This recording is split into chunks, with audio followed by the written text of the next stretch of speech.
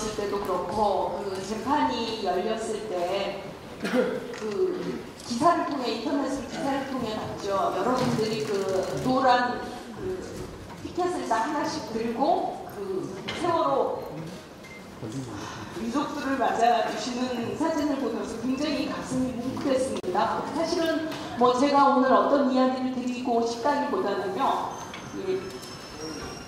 여러분들의 얘기를 듣고 싶어서 왔습니다. 만나보고 싶었고요. 이 세월호 사건이 10월 30일 날 재보궐선거가 끝난 이후에는 완전히 그 자기네가 11곳을 석권하고 그 다음에 겨우 4곳이 야당에게 돌아갔다는 것을 확인한 다음부터는 그야말로 세월호 이 문제에 대해서 정부 측 책임에 대해서 거의 외면하고 회피하고 더군다나 그 불똥이 청와대로 튀는 것만 막으려고 하고 있습니다.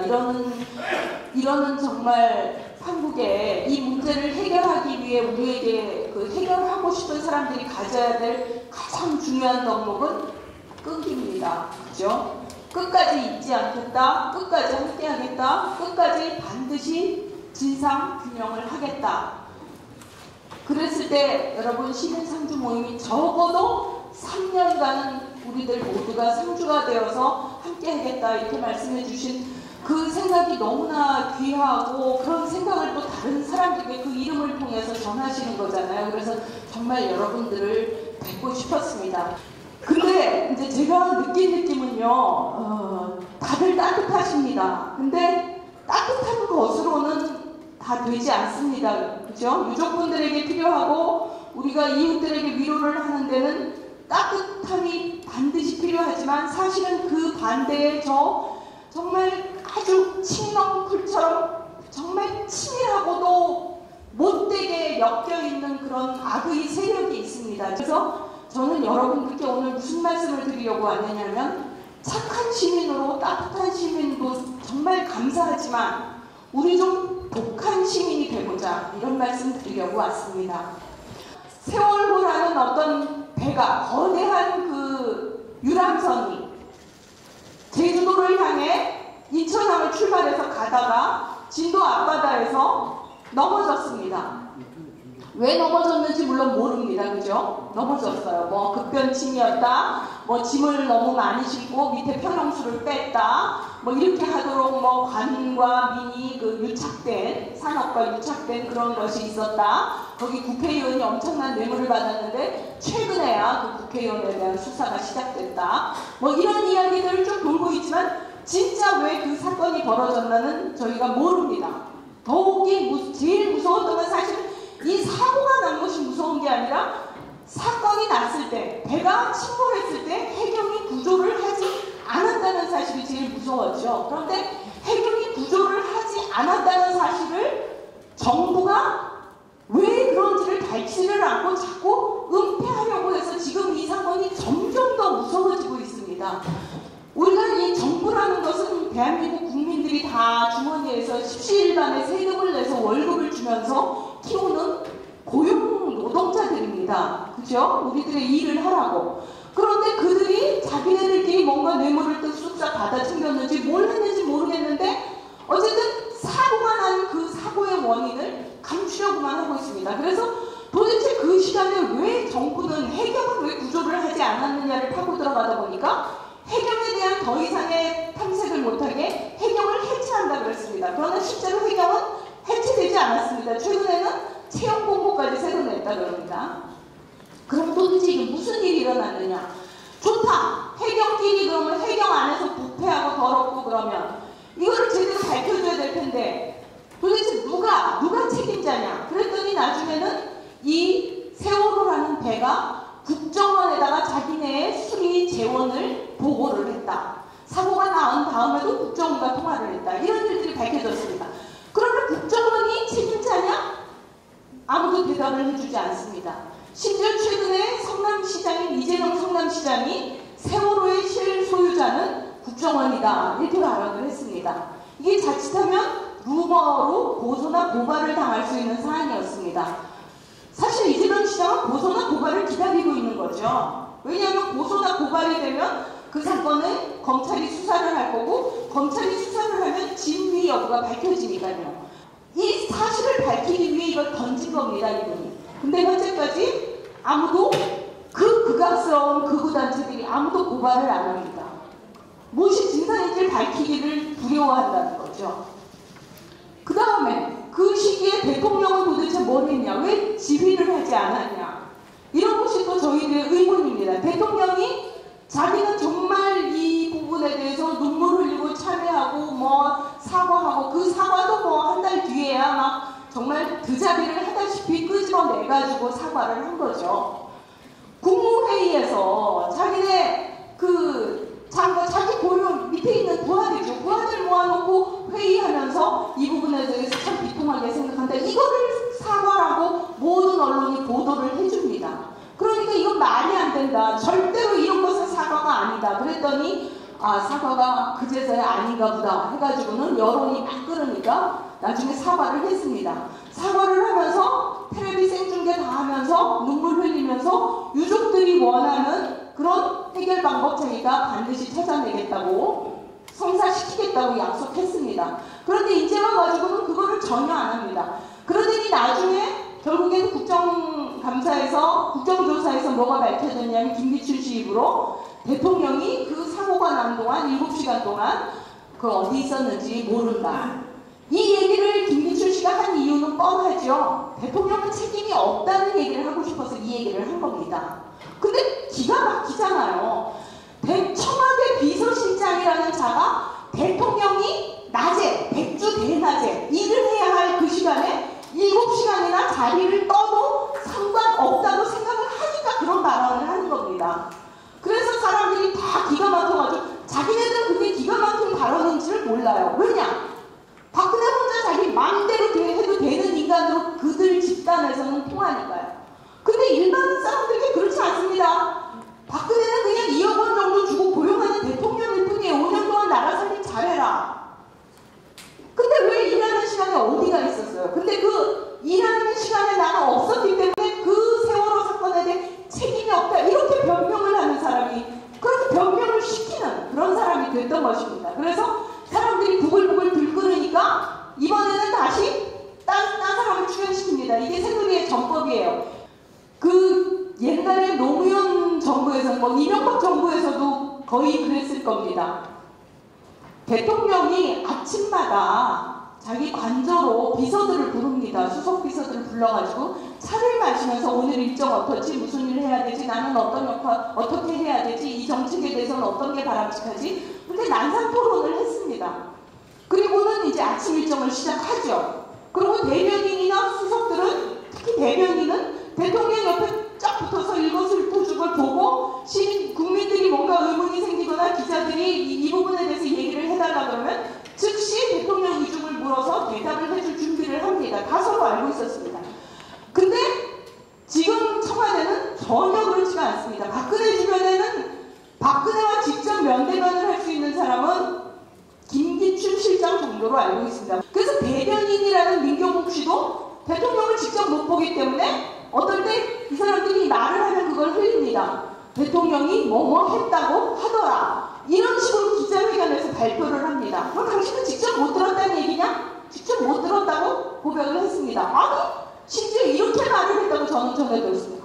아니, 어떻게 대통령을 직접 맨날 봐요? 이런 정부, 이런 대통령입니다. 그런데 그 정말 400여 명을 태운, 지금 알려진 것만 해도 476명이 승선 인원이지만 사실 그보다 훨씬 많이 탔다는 거잖아요. 뭐 이 차지 쓴 거에 대해서는 기록도 안 남아있고 막 기록 외국인도 나타나고 애기도 기록이 없는데 젖병이 나오고 그런 정말 참담한 결과들을 저희들이 다 알고 있잖아요. 그런 배가 빠졌는데 그 사이 시간에 대통령이 뭘 하고 있었는지 몰라가지고 몰라놓고도 뻔뻔하게 몰랐다. 사실은 청와대 안에 있었겠죠. 어딘가에. 뭐 최근에 뭐 서훈 그 국회의원이 뭐 연애는 안 했을 것이라고 본다 이렇게 얘기한 것 때문에 뭐 지금 새누리당에서 그 양반 뭐 사퇴 퇴진 운동을 갖다가 뭐 전국에서 벌이겠다 뭐 이런 식으로 극악을 떨고 있는데 저도 그분이 그 정도로는 아니라고 생각합니다. 그런데 좀 뭔 일인지 몰랐겠죠. 됐죠. 무슨 이유든 상관없습니다. 이렇게 큰 사건이 터지면 보통의 경우에는 정상적인 아주 그냥 상식적인 대통령이라면 어떻게 하느냐면 위기 상황실을 즉시 비상 상황실을 가동합니다. 그죠? 그리고 그 비상 상황실을 위한 시설도 청와대에 아주 잘 되어 있었습니다. 심지어 어떻게 되어 있냐면 지금 사실 우리나라의 모든 배들이 그런 그 위성 방송 시스템이 다 되어 있습니다. 이 통신 시스템이. 그래서 청와대 안에 그 노무현 대통령 그 위기 상황실을 얼마나 잘 해놓았냐 하면요. 어느 시기에 그냥 대통령이 쫙 눌러가지고 뭐 동해 어디 몇 도, 위도 몇 도에 가고 있는 배를 그 선장과 통화를 하고 싶다. 그러면 즉시 통화가 됩니다. 그러면 세월호 이 사건이 터졌을 때 9시 27분에 처음 얘기를 들었다고 김장수 씨가 말을 했습니다. 안보실장이, 당시 안보실장이. 그럼 9시 27분에 즉각 대통령한테 보고됐으면 즉각 위기상황실을 가동해가지고 뭐 안보실장 포함, 국방장관, 뭐 해양수산부 장관, 그 다음에 안전행정부 장관 이런 사람들을 다 불러가지고 비상회의를 가동을 해야 됩니다. 거기서 하면서 뭐는 어떻게 해라, 뭐는 어떻게 해라. 대통령 자신이 뭐 직접 지시할 전문 지식이 없으면 담당 전문가들이 이렇게 하는 게 좋습니다. 조언을 내리면 그렇게 합시다. 즉시 판단을 내렸어야 됩니다. 9시 27분에 보고가 즉각 들어가서 상황실이 들어가서 그 청와대 위기 상황실에서 단추를 눌러가지고 그 배 안에 있는 승객들 빨리 구명조끼 입고 나오십시오. 그 얘기만 했어도 다 살았습니다. 그죠? 다 살았어요. 뭘 했습니까? 그 위기 상황실 다 때려 부쉈습니까? 도대체? 그러고서는 지금 와가지고는 거기에 무슨 일이 있었느냐? 우리가 당신들을 무슨 어디 끌고 가서 혼내주려는 것도 아니고 제발 진실을 알려달라. 이렇게만 유족들이 요구를 합니다. 사실 이거 저희 시민들이 먼저 나서서 진상규명해달라. 이렇게 불안해가지고 살겠느냐. 이거 똑같은 일이 또 안 일어난다는 보장이 어디 있느냐. 1994년에 서해 폐유호 사건이 일어났잖아요. 그죠? 292명이 세상을 떠났습니다. 그때 그 담당 수사검사가 김희수 검사죠. 그 김희수 검사가 지금 변호사입니다. 그분이 이 세월호 특별법을 만든 분입니다. 유족들과 같이. 이 1994년에 이분이 수사를 하면서 그때도 과적이니 그 다음에 뭐 인원 속여 태우기니 이런 것들이 문제가 된다는데 이번에 정말 20년 만에 사건이 일어났는데 똑같은 일이 그대로 벌어졌잖아요. 근데 그때하고 지금하고 달라진 게 있답니다. 해경이 그때는 너무나 적극적으로 수사를 구조를 했다는 겁니다.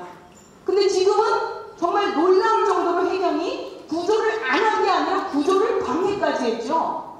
국방부에 해양구조대 달려갔죠. 그 다음에 미군에서 구조헬기 달려왔죠. 그리고 소방방재청 헬기 10대 갔습니다. 다 접근을 못하게 했어요. 그래놓고 방송으로는 계속 뭐 어디에서 어디 몇 명에서 168명이 투입돼서 뭘 하고 계속 헛된 정보만 하면서 실제로는 10몇 명 정도가 그냥 그 진도의 어선들이 사고 났다는 얘기를 듣고는 쫙 달려갔습니다. 이것이 바닷가 마을 사람들은 다 그런데요. 그냥 당연히 쫙 달려간답니다. 다가오지 못하게 했습니다. 어선 다 구조됐으니까 가라고 내려 떠밀었습니다. 도대체 그런 변화가 20년 사이에 어떻게 그런 변화가 일어나는 대한민국이 됐냐는 거죠. 심지어는 이번 사태는 정말 세월호 사태는 얼마나 이것들이 국민들을 우습게 알고 코미디를 하고 있습니까? 해경을 해체한다는 거 그거 하나뿐이 아니에요. 총리? 대통령이 원래 책임져야 되는데 총리한테 다 책임을 지었습니다. 검은 양처럼 만든 거죠. 자, 네가 집 가. 그래가지고 총리를 해임한다 그러더니 총리 후보로 내는 족족 범죄자들입니다. 총리 후보가 없어요. 그래서 다시 총리를 하고 있어요.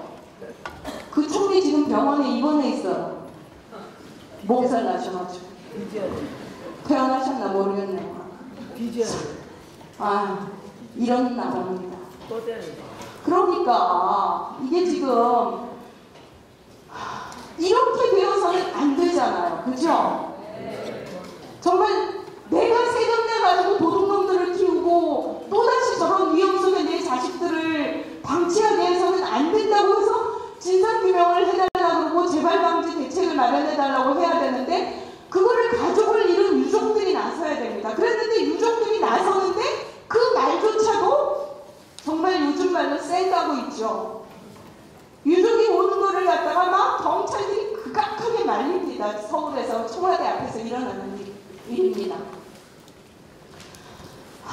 그런데 너무 감사한 것은 그럼에도 불구하고 유족분들이 지치지 않아 주신다는 거 너무 감사합니다. 사실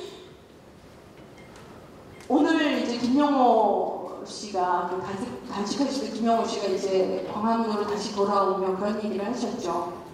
일베들이 워낙 극악을 떠니까 거기 와서 너희들이 그냥 아무것도 안 먹고 단식을 50일을 했을 리가 없다. 초코바를 몰래 먹었다. 막 그러면서 초코바를 사람들한테 나눠주질 않나. 그 앞에서 막 치킨 시켜다가 먹지를 않나. 정말 인간으로 저런 짓을 할 수 없는 짓들을 막 하고 있습니다. 그런데도 불구하고 참 의연하게 이런 얘기를 해주셨어요.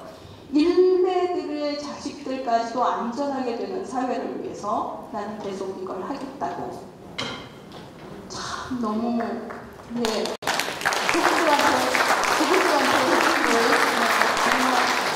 정말 너무 감사드리고요. 이런 분들과 저희는 정말 똑같이 가면서 반드시 이 문제를 이분들의 문제가 아니잖아요. 대한민국의 문제이고 나의 문제죠. 그죠? 제가 이제 아까부터 계속 말씀드렸듯이 그냥 착하고 따뜻한 시민만 우리 되지 말자. 우리 독한 시민이 되자. 왜 독한 시민 얘기를 하냐. 지금 그 일베 놈들이 그렇습니다. 왜 일베들이 저렇게 뻔뻔하게 활약을 하냐. 물론 이 지역에는 그런 문제가 없습니까? 있어요? 여기도요? 와, 깜짝 놀랐습니다.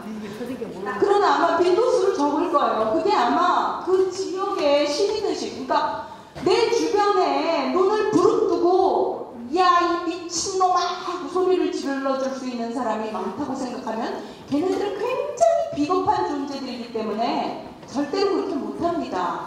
그런데 자기네들이 막 눈 부릅뜨고 깡패들같이 돌아다니면은 그냥 사람들이 아유 무서워서 피하냐, 더러워서 피하지 이런 얘기를 하면서 피합니다. 사실 무서워서 피하는 거죠. 더러워서 피하는 거 아닙니다. 다들 무서워서 피하는 거라는 걸 정말 시민들이 저는 인정해야 된다고 생각합니다. 무서워하지 말아야 되고 걔네들한테 정말 너희들은 미친놈이라고 소리를 질러줘야 된다. 그런 사람들이 늘어날 때 얘네들이 정말 감히 그러지를 못합니다. 한국 역사를 보면 굉장히 특이한 게요. 우리가 그 전두환, 노태우가 그 학살자들입니다. 그죠?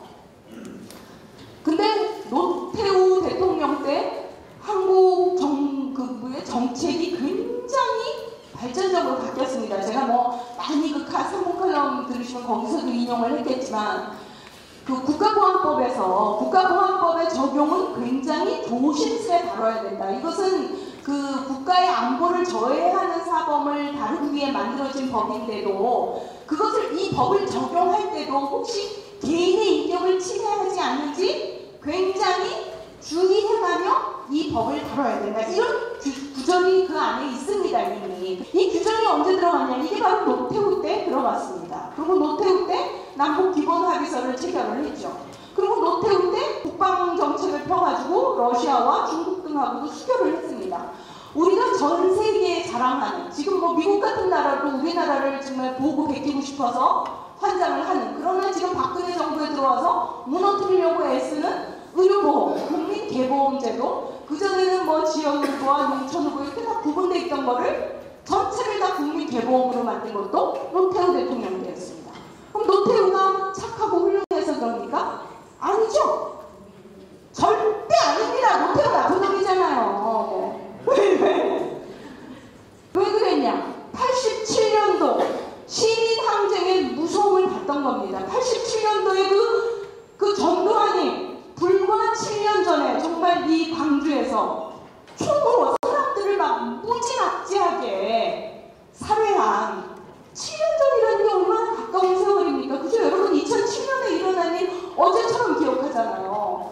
근데 7년 전에 그 무고한 시민들을 막 군인이 들어가가지고 막 총으로 다 갈겨버려서 죽인 것을 분명히 보고 아는 사람들이 또다시 일어나가지고 그 전두환 체제를 무너뜨린 것을 본 겁니다. 그러니까 노태우가 시민의 힘이 위대하구나, 시민의 힘이 무섭구나, 난 대통령 노릇 잘해야 되겠구나, 이 생각을 한 겁니다. 그래서 노태우 정부에서 굉장히 개혁적이고 좋은 정책들이 많이 나왔습니다.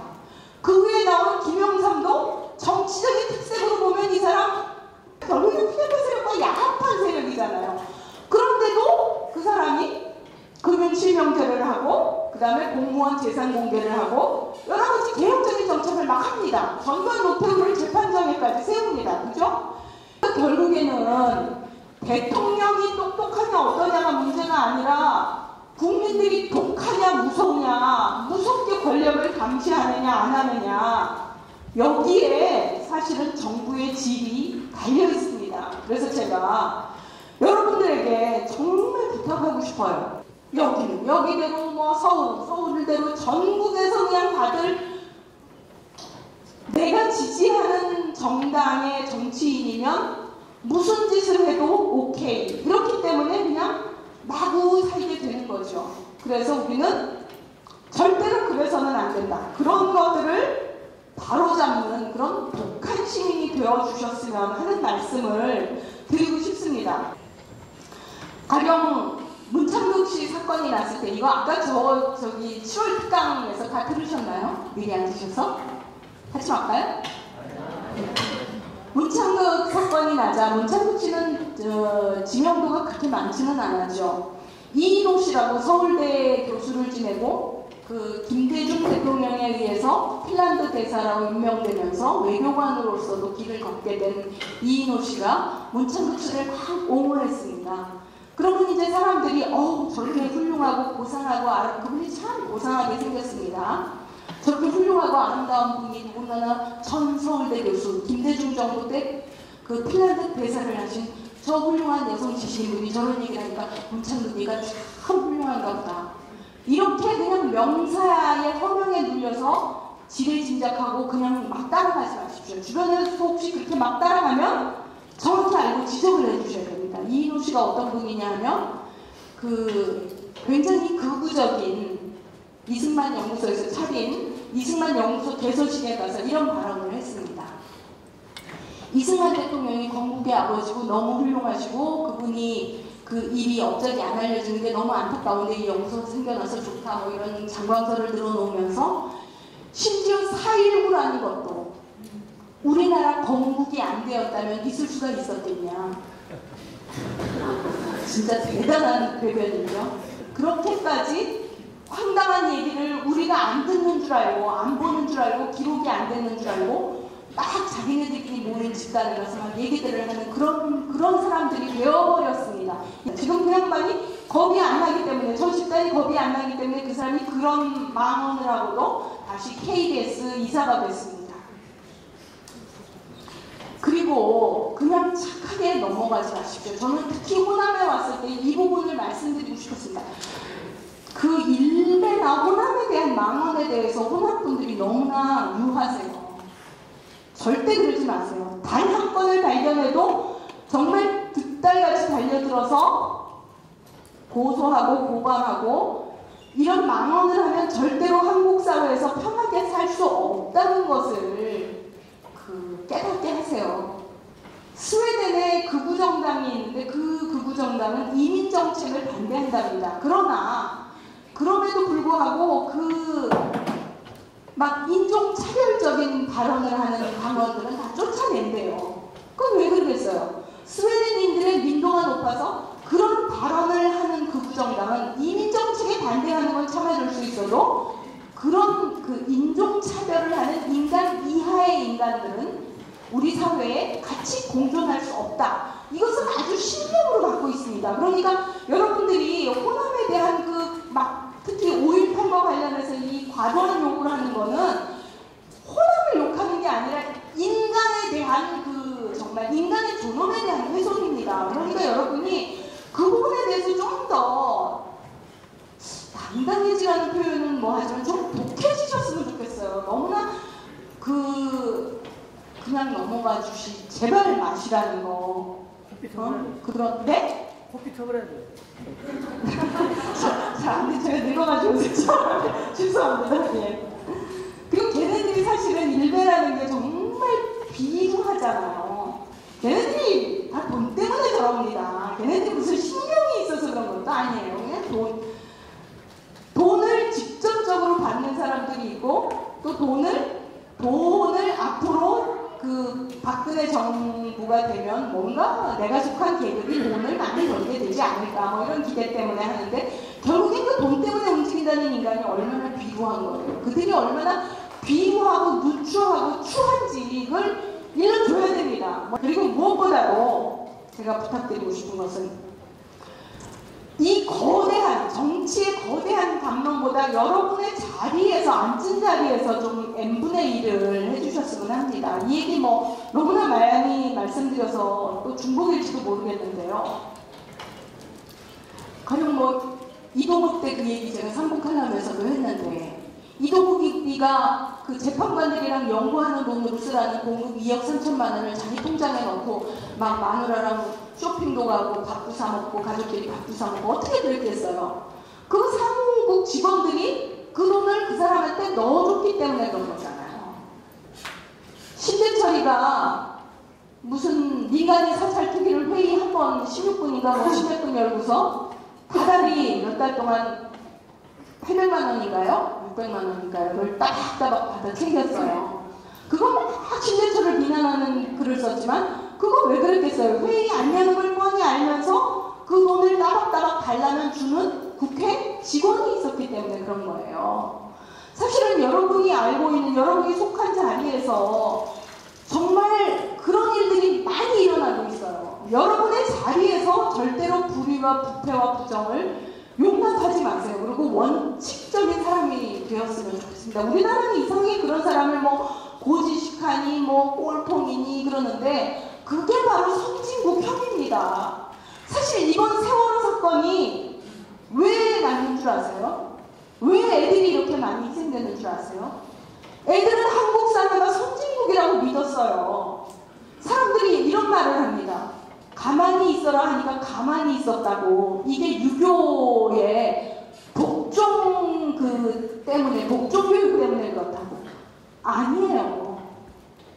대형 사고가 나면 지휘부의 이야기를 듣고 조심해서 움직여야지 너도 나도 갈팡질팡하면 사고가 굉장히 커집니다. 그렇기 때문에 지휘부에서 가만히 있으라 하면 가만히 있는 게 선진국 시민교육이에요. 그리고 걔네들은 선진국 시민교육을 믿었기 때문에 우리나라가 선진국인 줄 알았던 거죠. 그 세월호 그 선원들이 그렇게 파렴치하게 자기네가 살아가려고 그랬는지 해경들이 지네를 구조를 안 하고 그런 이런 어마어마하고 무지막지한 정부인지를 걔네들은 몰랐던 거예요. 그죠?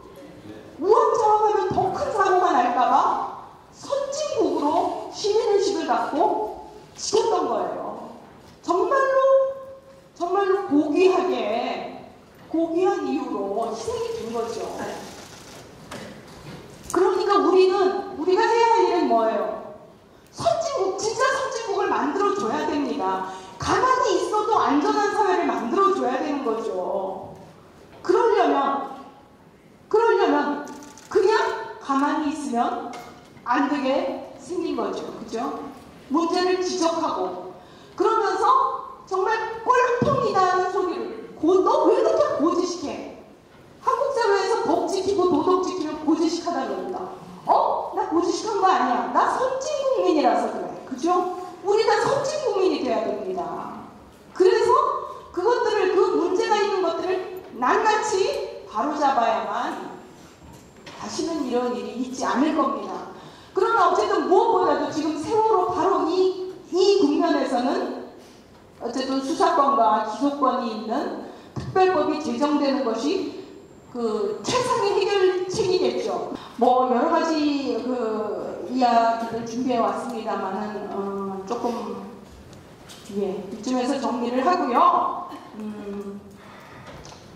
제가 말씀드리고 싶은 게 아까 이제 저에 대한 소개에서 이런 전태일 장학금 얘기가 나왔습니다. 사실 저가 한 일은 이것뿐입니다. 저한테 대구 천주 정의평화위원회에서 원고를 써달라고 했습니다. 근데 저는 이제 서울에서 활동하는 기자라서 제가 그렇게 지역의 작은 곳에까지 제가 원고를 쓴다면 그 지역에 있는 지식인이 누려야 할 권리를 빼앗는 것 같아서 처음에는 안 쓴다고 했습니다. 그러다 가만히 생각해 보니까 제가 전부터 계속 전태일 장학금을 대구에 만들고 싶었습니다. 왜냐하면 이 호남 지역의 그 민도가 굉장히 높은 데 반해서 그 영남 지역의 민도가 굉장히 낮습니다. 그래서 제가 그 대구가 전태일이 태어난 곳이고 전태일이 어린 시절을 보낸 곳이라는 것을 꼭 대구 사람들에게 가르쳐주기 위해서는 대구에 전태일 장학금이 있었으면 좋겠다, 그런 생각을 했습니다. 그래서 그분들에게 제가 원고료를 가지고 전태일 장학금을 만들어 주신다면 제가 원고를 쓰겠습니다, 이렇게 말씀을 드렸습니다. 그랬더니 그 신부님들이 그 생각 정말 못했는데 너무 고맙다, 그 얘기를 해줘서. 그래서 그 신부님들이 이제 적극 대구 정의평화위원회에서 적극 나서서 전태일 장학금이 생겼습니다. 제가 이 얘기를 할 때마다 이런 말씀을 드립니다.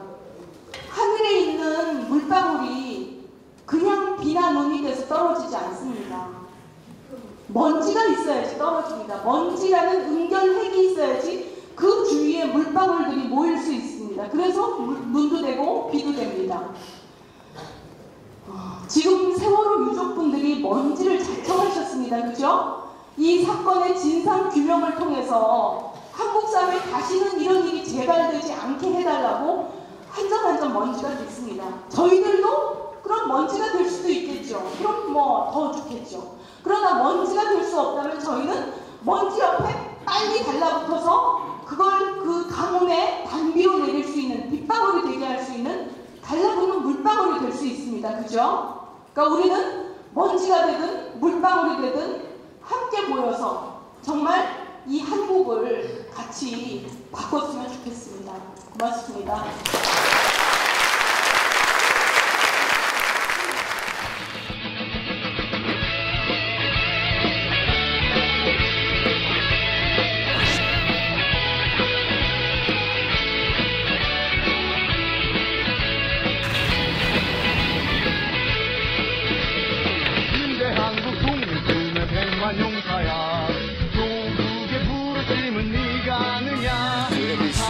회사에 계셨을 때는 그 장기 때문에 이렇게 속썩이실 일이 없었겠죠.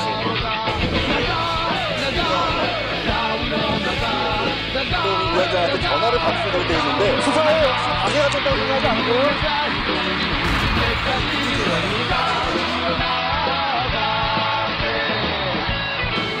10년 전에 고발뉴스.com 이상호 기자의 고발뉴스라고 하는 홈페이지를 만들면서 그때 사실 어렸을 때 초년병 기자 생활을 할 때부터 너무 많은 사람을 구속시켰거든요. 그리고 너무 많은 사람을 다친 걸 봤고, 근데 내가 도대체 이 기자직을 왜 하는 건지 되게 회의가 됐더라고요. 그래서 내가 그 홈페이지에도 담아놓은 얘기지만 이게 국민의 삶이래요. 그러니까 고발은 사람에 대한 증오가 아니라 사회에 대한 삶입니다.